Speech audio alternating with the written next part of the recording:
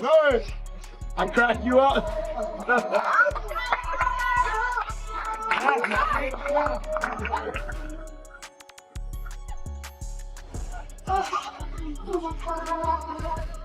I'm saying Lauren introduced me to Puff. Oh, got you. I mean, I knew Puff, but it was more of a personal relationship after, you know, we was at Cassie's birthday. So, you know what I'm saying? Like Nip came to me and said, I want you to mentor me. You know, I want to get into real estate. I want you to teach me all your, you know what I mean, like your business secrets. You know what I'm saying? I was like, whenever you got questions, pull up.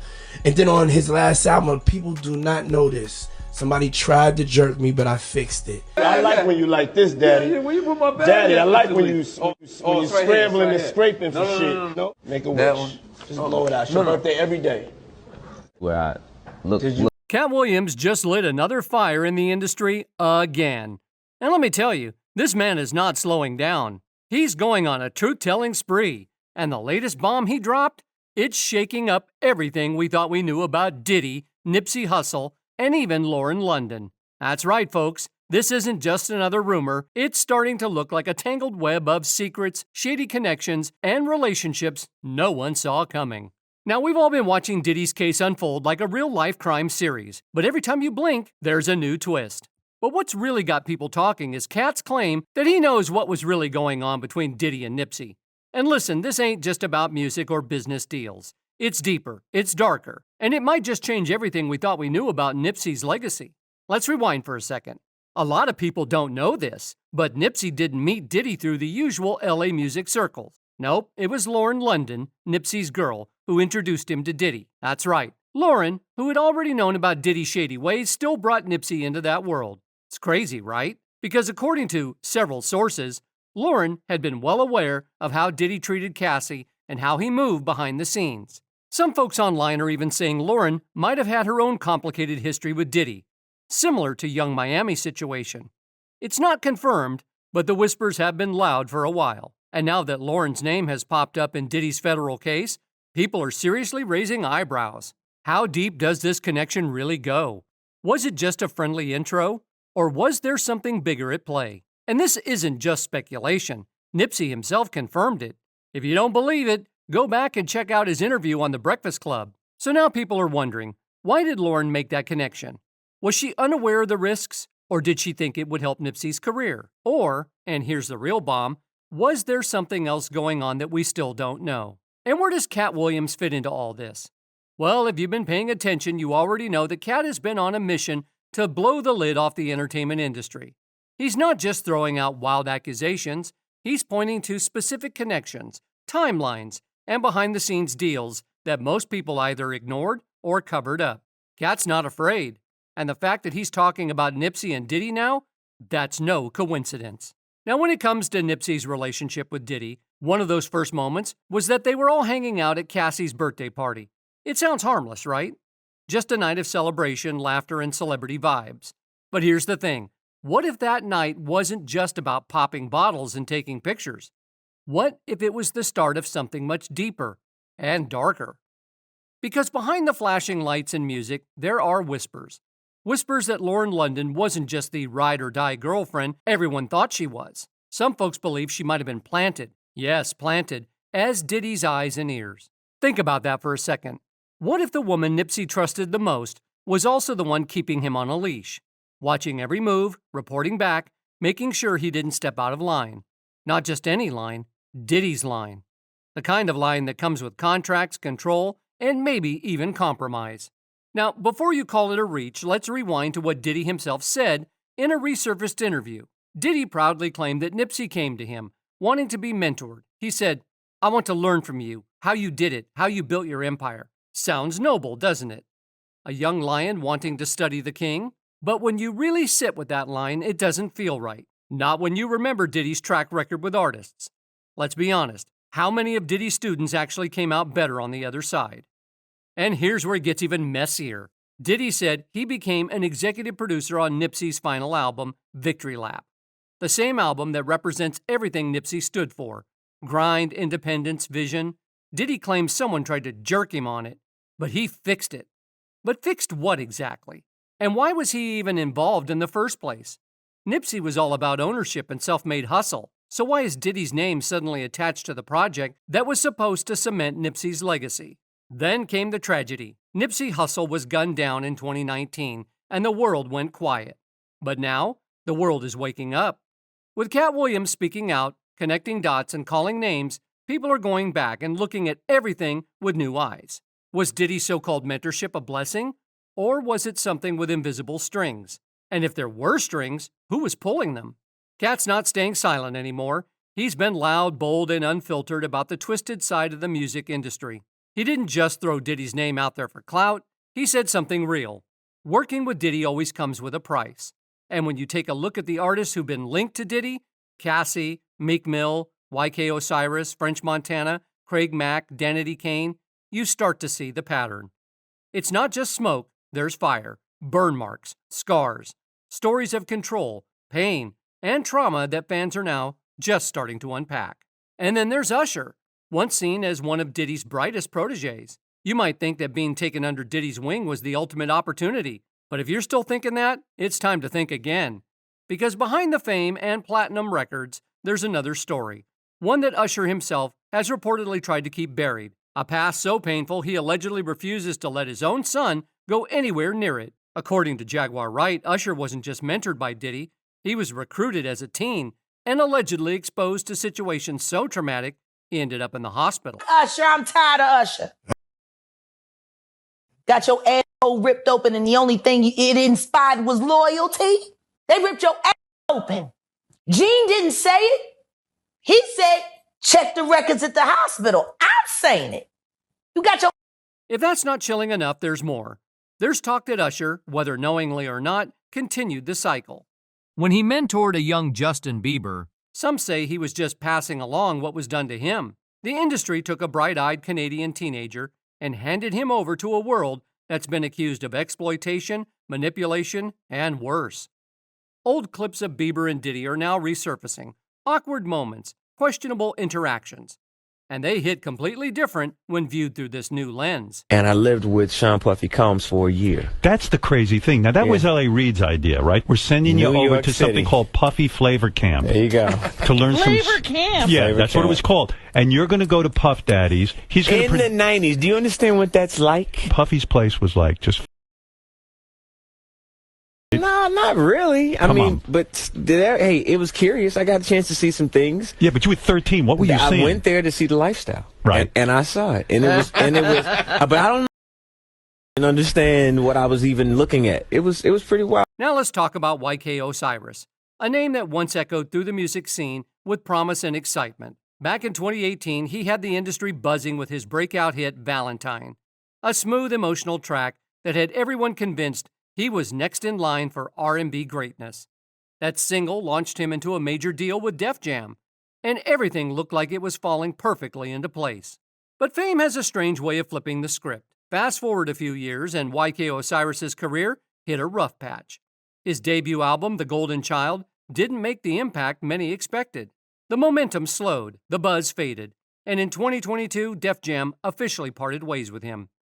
While the public watched quietly, something deeper seemed to be unraveling behind the scenes. That's when the rumors started. People began connecting dots, especially when YK was spotted hanging out with Diddy a little too often. In early 2021, the two reportedly took a private trip to Jamaica, raising more than a few eyebrows. Fans noticed how close they seemed.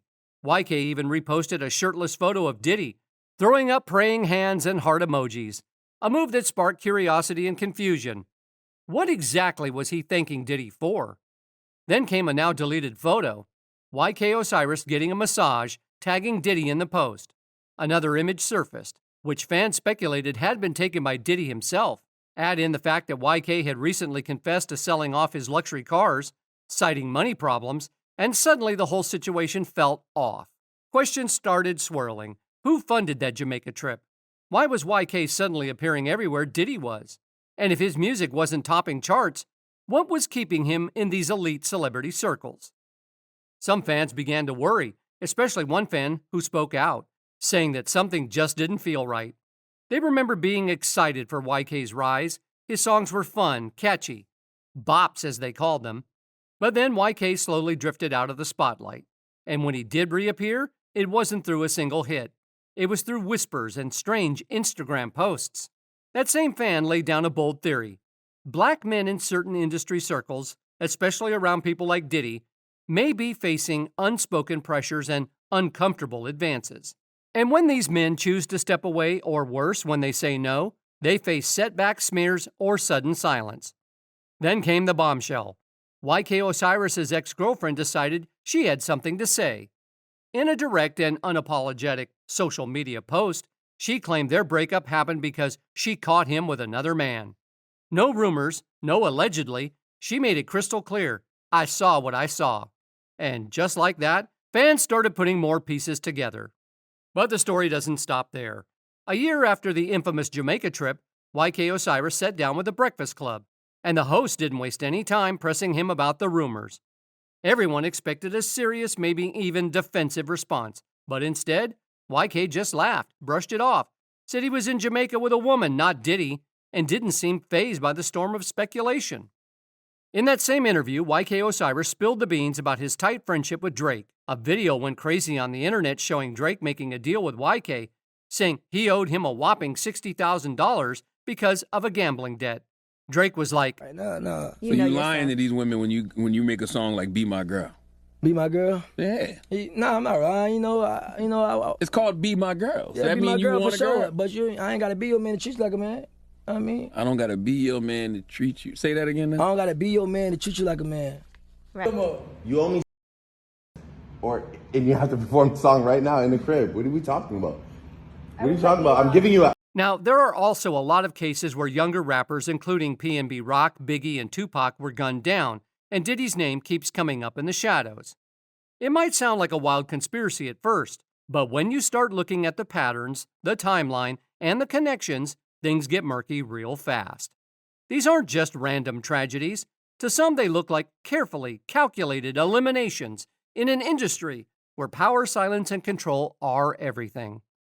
Let's start with Biggie Smalls, one of the biggest names in hip-hop history. At the peak of his career, Biggie was more than just an artist. He was a movement. And who was right next to him during his rise? Diddy. Back then, Diddy was known as Puff Daddy, the young, ambitious head of Bad Boy Records. He molded Biggie, helped shape his sound, and marketed him to superstardom. But behind the scenes, things weren't always smooth. Biggie was starting to question the industry. He was preparing to branch out, possibly even leave Bad Boy. He wanted ownership, independence. He saw the writing on the wall. According to insiders, Biggie wasn't happy with how money was being handled. He was planning to make changes, to take control of his future. But just days before his second album, Life After Death, dropped, Biggie was shot and killed in Los Angeles. And here's the catch. Diddy was right there again, just like he was after Tupac died, just like he was after Kim Porter passed, just like he was after Nipsey. To this day, Biggie's M remains unsolved. But the questions haven't stopped. Some say Diddy gained the most from Biggie's death: commercial success, industry respect, and most of all, sympathy. He released I'll Be Missing You, which skyrocketed up the charts, won a Grammy, and rebranded Puff Daddy from ruthless businessman to grieving best friend. But was it all real? Now let's rewind even further to Tupac Shakur. Tupac and Biggie were once close, but they ended up on opposite sides of the East Coast versus West Coast war. A war many believe was fueled by Diddy and Suge Knight. And just like Biggie, Tupac was gunned down while rising higher than ever. He was speaking out against the industry, calling out phonies, challenging power structures. He wasn't just making music, he was exposing the system. Tupac once said in an interview, "I'm not saying I'm going to change the world, but I guarantee I will spark the brain that will." He had that fire, and maybe that fire made him dangerous, too dangerous, because not long after his explosive rise, he was shot in Vegas. Just 6 months later, Biggie followed. So who wins when the two biggest rappers of their generation are gone? Some say Suge Knight. Others say the feds. But a growing number of fans and truth seekers are saying Diddy was never just an innocent bystander. That maybe he didn't pull the trigger, but he pulled the strings. And now, we fast forward to the more recent tragedy of PNB Rock, a young, talented rapper who had just started to gain mainstream traction. He was gunned down in broad daylight at a Roscoe's Chicken and Waffles in Los Angeles. The story we were told? A robbery gone wrong. But once again, rumors began to swirl. Some claim P&B was trying to break away from certain industry expectations, that he wasn't playing the game right. And when you don't play the game in Hollywood, you get played, or worse, you get silenced. Now, a lot of folks used to think Nipsey Hussle's death was just another senseless tragedy in a city plagued by brutality. But recently, more and more people are starting to believe that his M wasn't random, and that it might not have been just about gang politics or street beef. Instead, whispers are growing louder, and they all seem to point in one unexpected direction: Diddy. Yes, that Diddy. Some fans, bloggers, and even industry insiders are now connecting the dots, alleging that Diddy may have been making moves on Lauren London while Nipsey was still alive. The story goes that Nipsey, a man who stood for independence, authenticity, and legacy, wasn't having it. And when he refused to play along or step aside, tensions began to rise. This theory might sound outlandish to some, but for those paying attention, the signs were there all along. Old pictures have resurfaced online showing Lauren and Diddy looking a little too cozy for comfort. What really got people talking was one specific photo: Lauren smiling next to Diddy with Nipsey awkwardly standing in the background. It's almost like he was a third wheel in his own relationship. The internet didn't let it slide. People started asking what was really going on. And then came the interview with Angie Martinez. Lauren sat down after Nipsey's passing to talk about grief and healing. It all seemed innocent at first, until she dropped a line that left listeners stunned. She said Diddy had helped her cope with the pain. Again, that might seem harmless, but then she quoted Diddy saying something that sent chills through the culture. According to Lauren, Diddy told her, "Look, boo, you have shown everybody what it looks like to hold a man down and to love him. Now show them what it looks like when it all crumbles. That's your responsibility." Wait, boo? That's the nickname Nipsey used to call Lauren. Why would Diddy be using something so personal and sacred to them? Unless there was something more going on behind the scenes. That quote alone sparked a wildfire of rumors. Was Diddy trying to replace Nipsey in Lauren's life? Was he already grooming her for a new narrative? One where he steps in as the spiritual support figure? Or worse, the next man in her life? And if so, did Nipsey see it coming? Because here's the thing, Nipsey wasn't a puppet. He wasn't part of the Hollywood system. He was moving on his own terms, investing in the community, building businesses, and promoting ownership and black excellence. But Lauren, she had ties to Hollywood. She had access. She was connected. And some say, once she brought Nipsey around Diddy, things started to fall apart. Former Bad Boy insider Gene Deal issued a chilling warning not long ago. He recalled a conversation he had with Nipsey, how Nipsey had said that he wanted his music to have the same feel as Biggie's Life After Death album. Now think about that. Life After Death was the album that dropped after Biggie was M'd. And according to Gene, saying something like that in this industry is dangerous. He explained, "You gotta watch what you say to demons, because it might just come true." It's as if Nipsey spoke his own fate into existence. And after he started hanging around Diddy more, spending time at his mansion instead of the studio, people noticed something was off. Nipsey started looking drained, stressed, tired, like he was fighting a silent war behind the scenes. Was Diddy trying to control him? It wouldn't be the first time. Look at Diddy's track record with women.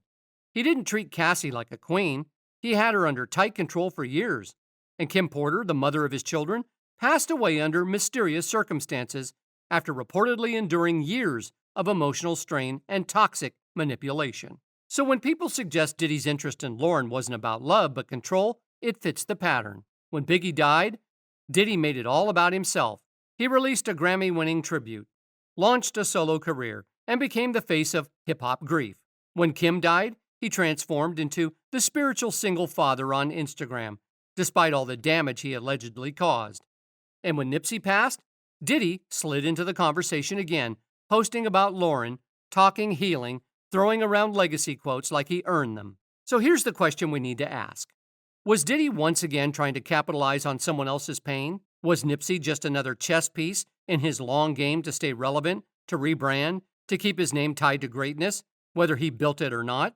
Drop your thoughts in the comments below. Let us know what you think about all this. And while you're at it, check out our other videos for more raw truths, bold takes, and deep dives you won't find anywhere else.